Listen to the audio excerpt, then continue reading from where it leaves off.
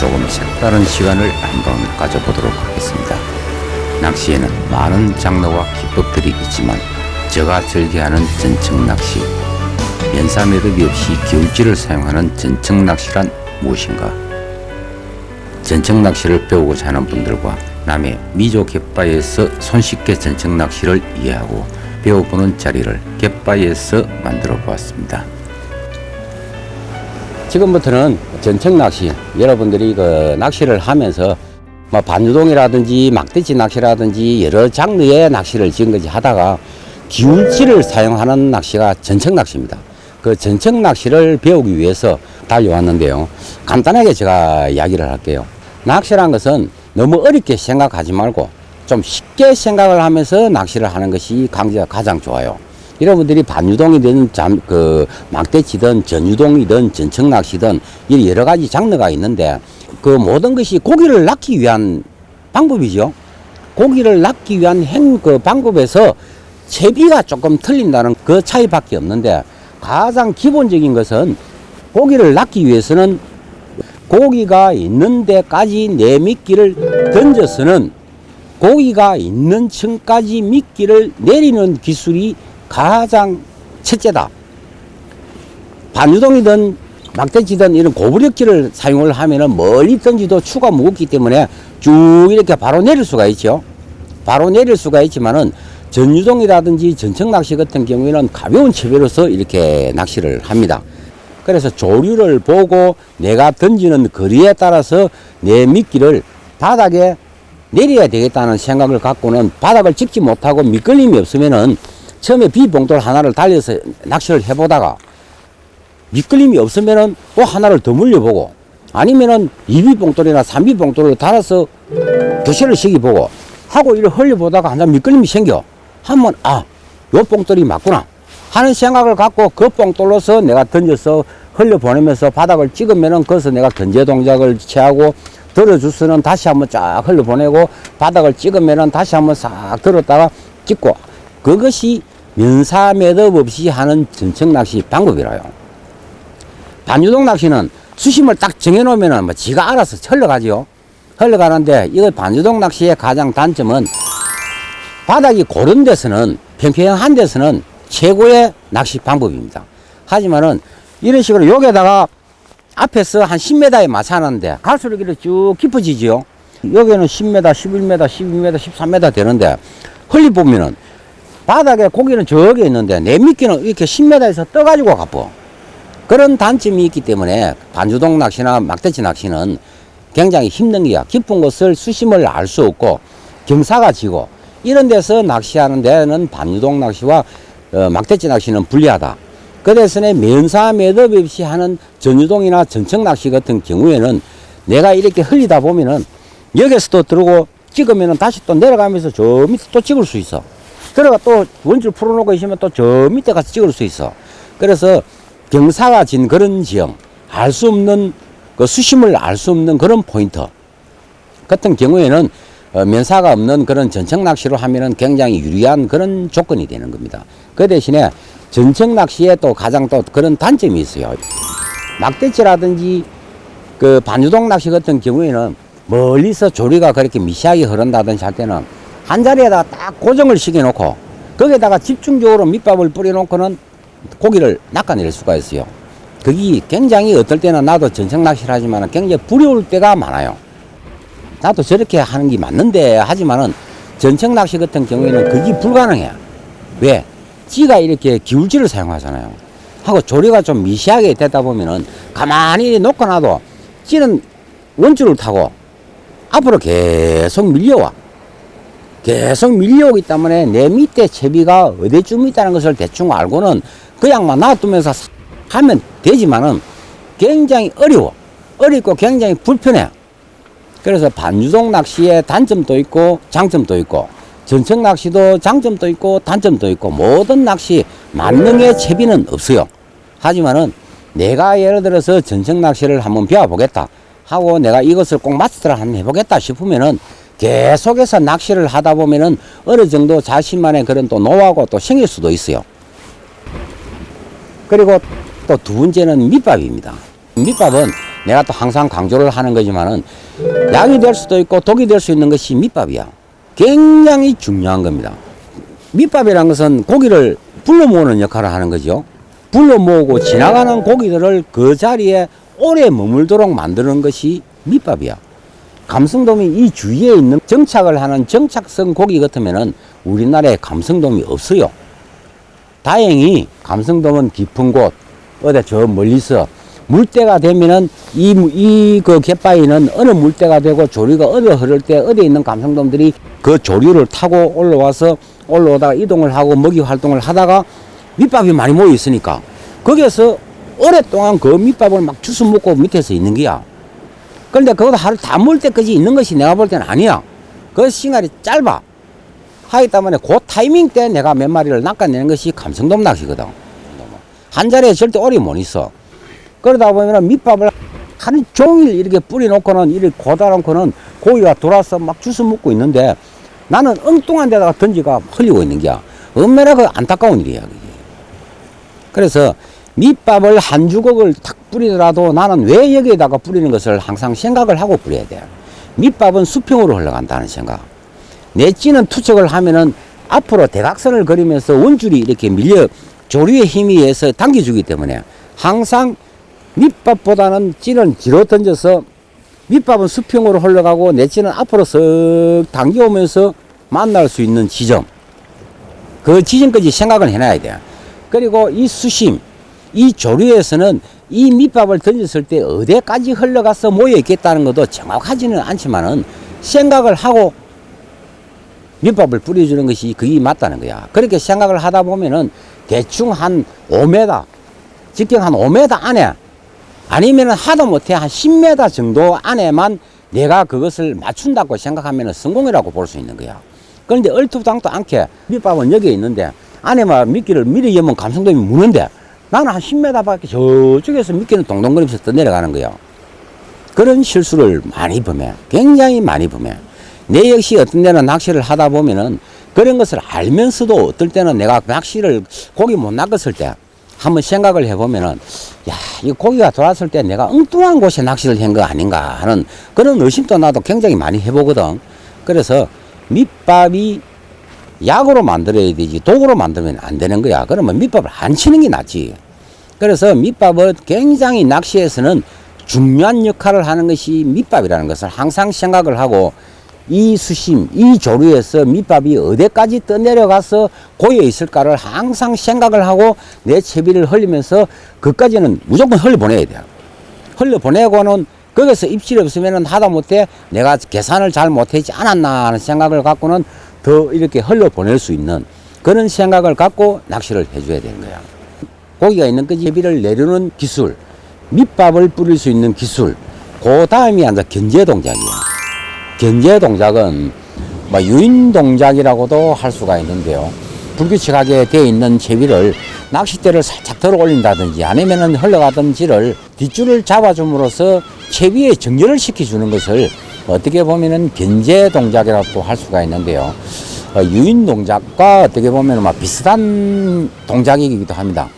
유인 동작이라는 것은 낚시를 하다 보면은 수도 없는 암맥과 크릴과 그리고 옥수수라든지 그런 곡물들이 바닥에 깔아서 감성돔이 들어왔을 때 그것을 이렇게 주워 먹고 있습니다. 주워 먹고 있는데 이 넓은 바다에 조그마한 바늘에 내 미끼 크릴 한 마리를 끼워서 이렇게 흘러보내면서 고기가 와서 탁 이렇게 물 수 있도록 이렇게 만드는 동작이죠. 와서 물도록 기다리는 사람과 고기를 물게 만드는 사람과의 차이는 조가에서는 고기가 들어왔더라면 그 차이는 굉장히 크다는 거예요. 그래서 견제 동작은 내 바늘에 있는 미끼에 생명을 불어넣고 움직이게끔 연출을 해줄 수 있는 그것이 견제 동작이거든. 다른 사람은 5마리 잡을 때 나는 한 마리도 못 잡고 한 마리만 잡았다 하는 것은 똑같은 채비로 흘려서 똑같이 들어갔는데 하는 것은 견제 동작에서 이 사람은 많이 잡은 사람은 그날의 견제 동작에서 적당한 견제를 시켜준 사람이고 적게 잡은 사람은 유인 동작을 잘 못했기 때문에 마리수에서 떨어진다는 거야. 자, 그리고 지금부터 낚시 채비하는 방법을 설명을 해드리도록 할게요.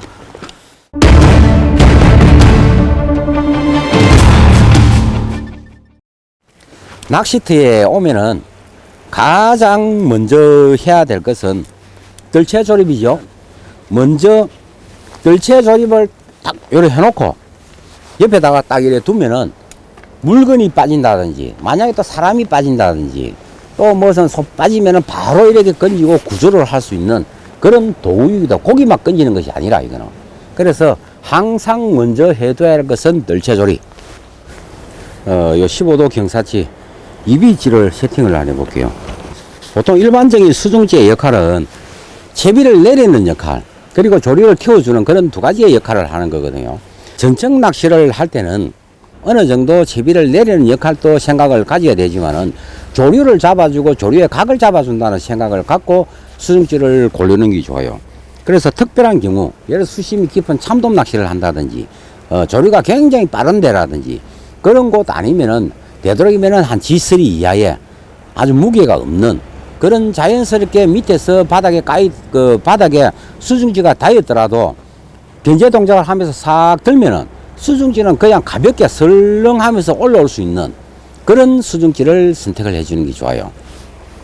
전청 낚시에 매료가 되는 사람들이 보통 보면은 지금까지 반유동이든 전청 낚시든 이런 다른 막대치 낚시든 이런 데서 느끼지 못했던 그런 이상한 기분을 느낄 수가 있는 게 원줄이 팍 풀려나가면서 손에서 전달받는 그 쾌감이 다른 어느 낚시에서도 견줄 수 없는 그런 묘한 매력이 있어요. 그리고 전청 낚시는 말 그대로 표층에서부터 바닥층을 고루고루 이렇게 탐색을 할 수 있다는 장점. 그리고 찌 한 가지로서 예를 들어서 다른 낚시도 한 가지 찌로 할 수도 있겠지만은 전청 낚시 같은 경우에는 한 가지의 찌로서 얕은 수심, 깊은 수심, 빠른 조류, 늦은 조류 다 대응이 돼요. 찌는 던지는 역할을 한다 하는 생각을 갖고 하면 돼요. 던지는 역할을 하고 입질은 원줄에서 받는다는 생각을 갖고 하면은 찌를 교체할 필요가 없잖아요. 그죠? 그래서 한 가지의 찌로서 전천후로 할 수가 있는 낚시다. 그리고 뽕돌은 내가 지금 삼비뽕돌 하나를 물렸거든요. 자, 뽕돌을 다는 것이 전청 낚시에서는 가장 중요한 테크닉 중에 하나야. 첫째는 조류. 수심은 그렇게 생각을 안 해도 됩니다. 우리가 감성돔 낚시를 하는데 20m, 30m에서 감성돔 낚시는 하지 않잖아요. 그죠? 그래서 보통 10m 이내권에서 낚시를 하기 때문에 그럴 때는 수심보다는 첫째는 조류의 속도에 따라서 뽕돌을 가감을 한다. 그리고 두 번째는 던지는 거리에 따라서 뽕돌을 가감을 한다. 그리고 세 번째는 바람의 영향에 의해서 바람이 많이 부느냐 적게 부느냐에 따라서 뽕돌을 가감을 해줘야 된다. 기타 등등 여러 가지가 있지만은 일단은 그 세 가지만 생각을 하면서 낚시를 하는 것이 좋아요. 야근 입질일 때는 목줄이 바닥에서 부자연스럽게 이렇게 되어 있으면 어떻게 되겠어요? 파도와 그리고 물속 지형 지물에 따라서 이렇게 느슨하게 되어 있잖아요. 하면은 야근 입질 때는 자, 이래 뽕돌까지도 전달이 안 돼. 뽕돌까지도 전달이 안 되고 끝나버리는 거야. 봐봐, 여기서 내가 몇 cm를 당겼어. 뽕돌도 안 움직이잖아, 이게. 안 움직이지. 자, 이런 식으로 부자연스럽게 채비의 정렬이 안 되어 있기 때문에 고기가 입질을 하더라도 입질 캐치를 못하는 것이 젖송기 때 감성돔 낚시다. 채비를 꾸리고 전청 낚시 실전 강의를 하기 전 먼저 기본적인 미끼 깨는 법과 채비 투척법 등을 알려주었습니다. 감성돔 낚시 포인트는 무조건 홈통을 하나 끼는 것이 최고의 포인트야. 홈통을 이런 홈통을 끼든지 지금 조류가 흘러가면은 저쪽에서는 지루대가 맴돌잖아요. 그죠? 저런 자리라든지 해야 밑밥을 치더라도 밑밥에 분실이 적어지는 거야. 그런데 횡조류만 계속 흘러가면은 밑밥은 따로 되고 내 낚시는 엉뚱한 데서 낚시를 해야 될 가능성이 굉장히 많아. 채비를 던진 다음에 일자형으로 만들어 놓고 채비가 충분히 내려갈 때까지 원줄을 이렇게 좀 풀어 놔줘야 돼요. 원줄을 풀어 놓고는 기다려. 빨리 이렇게 속공으로 쭉 내려가는 것이 아니기 때문에 작은 뽕돌, 지금 산비뽕돌 하나를 물리잖아요. 그래서 조류의 힘을 이기면서 어느 정도 채비가 내려갔다 생각이 들 때까지 기다려줘야 돼요. 찌를 유심히 앉아 관찰을 하면서 바닥에 닿았는지 안 닿았는지를 관찰을 해줘야 돼요.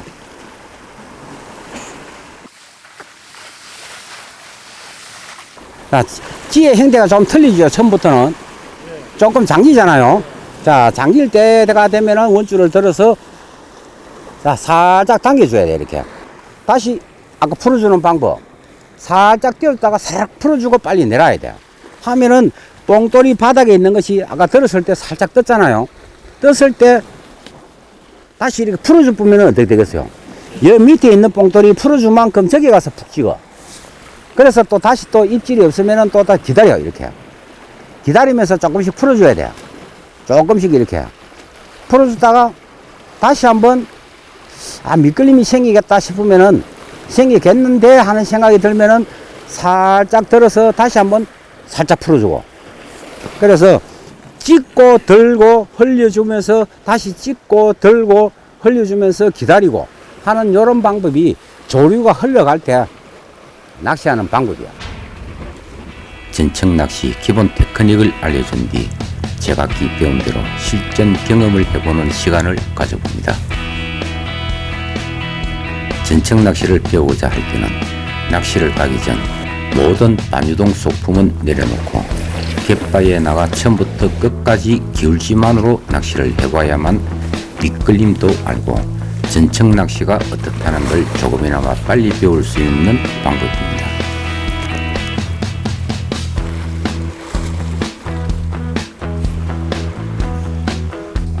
낚시를 끝내고 갯바위 물청소를 하는 것은 필수입니다. 오늘 그 전청교육을 전청교육과 낚시에 관한 그런 이야기를 했는데 조금이라도 도움이 되었으면 하는 그런 바람이고요. 그리고 이 전청 낚시가 또 만능의 조법은 아닙니다. 하고 또 내가 하는 방법이 또 만능의 기법도 아니고, 바다라는 것은 지금 틀리고 10분 뒤에 틀려. 그게 바다야. 계속 살아서 이렇게 움직이는 거기 때문에 오늘 틀리고 내일이 틀리고, 그리고 다음 물때에 똑같은 다섯 물에 낚시를 오더라도 조류가 틀리는 거야. 그래서 바다라는 것은 항상 이렇게 변하기 때문에 거기에 딱 맞는 그런 조법이라는 것은 있을 수가 없어요. 그래서 낚시라는 것은 예를 들어서 반유동이든 모든 낚시든 기본적인 채비법, 기본적인 응용하는 방법, 그렇게 기본적인 테크닉만 이렇게 어느 정도 알고는 그 다음에 이제 하는 일은 여러분들이 낚시를 하면서 흉내를 내려 하지 말고, 저 사람은 저렇게 하는데 나도 저렇게 해야 되겠다 하는 생각보다는 내 자신에 맞도록 내가 어떻게 하면은 내가 바닥을 잘 짚고, 또 어떻게 하면 견제 동작을 이렇게 자주 이렇게 어떤 견제 동작을 취해 보니까 미끌림도 없이 자연스럽게 이렇게 다 이렇게 흘러갈 수 있더라 하는 거. 그리고 항상 생각을 하면서 내가 밑밥 한 주걱을 뿌리더라도 내가 여기에다가 왜 뿌릴까? 채비를 투척을 하더라도 여기에 던져야 되는데 왜 여기에 던져야 될까? 하는 거, 왜 내가 저기 던졌을까 하는 것도 생각을 하고 던져야 돼요. 그래, 원줄을 풀어주더라도 내가 이렇게 몇 짝대기를 이렇게 풀어줬는데 왜 내가 이렇게 풀었을까 하는 것도 조금씩만 이렇게 생각을 하고 낚시를 하면은 낚시는 금방 늘어요. 내가 하는 낚시, 내가 하는 거가 아니고 남이 하는 그 낚시를 이렇게 뒤에서 이렇게 열심히 하는 게 보는 거 굉장한 도움이 돼요. 그런 기회가 없어. 낚시터에 가더라도 항상 내가 낚시하기 바쁘지. 남 하는 거는 고기 잡을 때 왔다 하면은 그 눈이나 돌아가서 한번 쳐다볼까. 낚시하는 모습을, 남들이 낚시하는 모습은 TV에서나 봐. 그런데 TV에서 하는 것은 전다 이렇게 그 살아있는 것보다는 일종의 그 편집이야. 편집을 해서 이렇게 끼워 맞추는 그런 그것도 있기 때문에 그런 흉내를 내다 보면은 항상 실수를 많이 해요. 그래서 기회가 되면은 잘하는 사람이든 못하는 사람이든 내가 낚시하는 것보다는 남이 낚시하는 모습을 보면서 잘못된 것을 찾아내고 잘하는 것은 내가 보고서 그대로 받아들일 수 있는 그런 것이 낚시를 또 빨리 늘고 또 재미있게 할 수 있는 그런 방법이라요.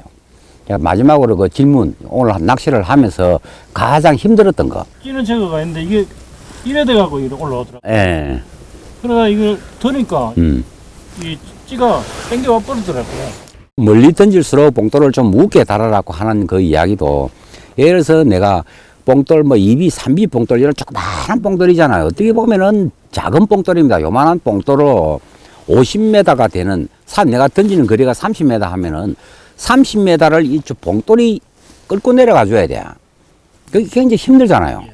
그래서 뭐 되도록이면 가는 뭐 2호 목줄이라든지 뭐 좀 가는 원줄을 사용하면은 또 더 쉽게 내릴 수는 있어요. 하지만은 감성돔 낚시는 미끌림을 계속 생기기 때문에 채비 분실이 많다. 그래서 한 2.5 이상의 그런 원줄을 사용할 때는 끌고 내려가기가 힘이 들어요. 거기에다가 예를 들어서 작은 뽕돌을 달았는데 원줄까지 세미 프로팅 타입이 이렇게 쭉 쳐져 보면은 치는 밑에서 당기고 원줄에서 당기다 보면은 저줄로 이렇게 가라앉게 돼 있어요. 그래서 그거는 원줄을 한번 바꾸도록 그래 해요. 바닥에 닿잖아요. 그럼 이 수중지가 이제 조류를 타고 이렇게 가게 되면 이런 전청 낚시는 바늘을 탁 건드렸을 때 채비에 정렬만 시켜 놓으면은 아무리 10m, 30m 물속에서도 바늘을 딱 물면은 손끝에서는 탁 하는 의심 전단을 받아야만 받아낼 때 내가 정상적인 채비에 정렬을 시키고 낚시를 하고 있는 중이야. 그런데 감다 보니까 뭐가 한 마리가 털털 걸리고 올라오지. 뭐 잡으라더니 뭐가 또 걸리고 올라올 때는 밑에 채비가 굉장히 불안전하게 채비에 정렬이 안 됐을 때는 물고는 이렇게 흔들어도 손끝에서 전달을 못 받는 거야. 그래서 항상 이야기하는 채비의 정렬, 감성돔을 낚을 때는 내가 예를 들어서 작은 뽕돌이 유리하다는 생각은 무조건 버려줘야 돼요. 테크닉이 있고, 예를 들어서 내가 뭐 한 1.75나 2호 이하의 그런 뭐 가는 프로 짜도 좋은 원줄을 사용하고 조그마한 뽕돌을 달아서도 채비를 싹 내릴 수 있고, 바람 낚시를 하고 홈통 낚시를 할 때는 뽕돌을 달지 않고 아주 작은 뽕돌을 달아도 우리가 말하는 책에 나와 있는 그런 방법대로 고급스럽게 조그마한 거 달아서 살살살 내리면서 낚시를 해도 되지만은 조류가 좀 흘러가고 조금 멀리 치고 이런 것에서 낚시를 할 때는 극과 극이라고 생각하면 돼. 홈통 낚시를 하는 것과 조류가 흘러가고 횡조류가 흘러가는 곳에서 내 채비를 내릴 때는 그렇게 해서 뛰어서 헛낚시를 하는 거지. 헛낚시를 하는 것보다는 아예 그냥 무식하게 무겁게 달아서 바닥에 붕 내려놓고 잡았다가 닦고 잡았다가 들었다가 놓고 하는 그런 방법이 고기를 낚을 확률이 크다는 거야.